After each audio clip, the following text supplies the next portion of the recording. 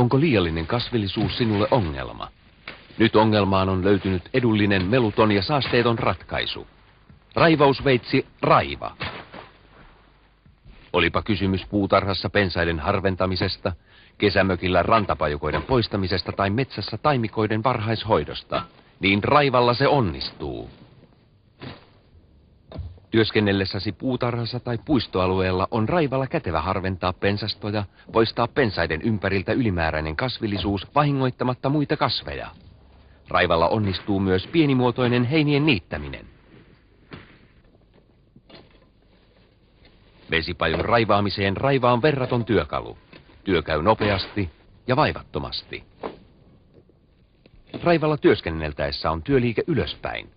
Näin et rasita selkää, pääset ahtaisiin paikkoihin terää vahingoittamatta ja omaa työturvallisuutta vaarantamatta. Raiva on näin ollen tehokas työkalu myös lumiolosuhteissa. Raiva soveltuu myös metsänhoitotöihin. Raivalla katkaiset jopa 60 millin vahvuiset puut, kunhan esijännität puun ensin terästä poispäin.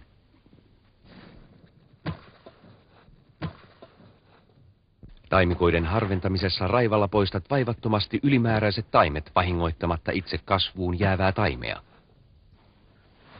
Raivalla pääset tarvittaessa katkaisemaan puut myös aivan maan pinnasta terää vahingoittamatta.